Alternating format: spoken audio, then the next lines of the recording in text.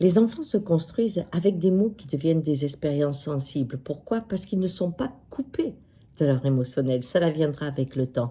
Mais quand ils traversent une émotion comme ça, qui vient des mots, eh bien, ce que l'entourage va dire, comment il va le traduire, eh bien, va les construire.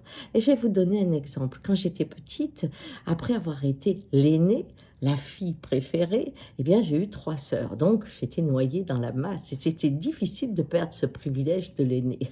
J'étais jalouse comme tout, chaque fois qu'il y en a une qui arrivait, qui m'enlevait ce côté sublime d'être seule au monde avec tous les regards des autres qui me trouvaient merveilleuse. Et mon grand-père avait pu me soigner en me parlant de Dieu. Et il m'avait dit, on est fils de Dieu. Très vite, j'avais mis Dieu au-dessus du Père Noël. Et donc, quand je m'endormais, j'étais fille de Dieu. Donc, tout le monde était élu, tout le monde était privilégié. Et j'étais la fille de quelqu'un de très, très puissant. Donc, j'étais protégée définitivement. Et cette rêverie, eh bien, petit à petit, me faisait quitter la jalousie. Vous voyez? Et un jour, j'entends dans un culte que Dieu a donné son fils unique. Et là, je rentre à la maison, j'étais en larmes. Je ne pouvais plus respirer. C'était d'une violence infinie. Il avait qu'un fils. Et moi, j'étais quoi là-dedans? Et quand mon grand-père comprend qu'il y a quelque chose de grave, il m'oblige à parler. Et je lui dis qu'il m'a menti, que je suis très en colère. Parce que, en fait, c'est pas vrai.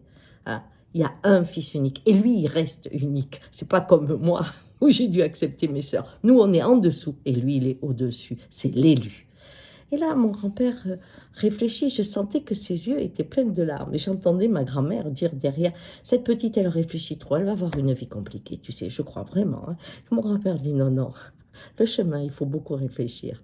Alors, en fait, il me regarde et me dit, mais tu sais, Gisèle, toi aussi, tu as été l'élu de mon cœur. Alors déjà, il m'était au passé. Et je lui dis, ah bon, je ne le suis plus aussi, ma chérie. Mais tu sais ce que c'est qu'un élu? Un élu, c'est une porte. Tu étais ma première petite fille. Tu m'as ouvert le cœur à l'état de grand-père. Et c'était merveilleux. Tes sœurs ensuite sont arrivées. Le grand-père était né. Quand tu vas rencontrer ton premier amour, ça sera l'élu de ton cœur. Et peut-être qu'il restera quelque temps, mais la femme qui peut aimer est née. Et tous les autres pourront venir. L'élu est une porte dans laquelle ton cœur s'ouvre et où tu peux suivre le chemin.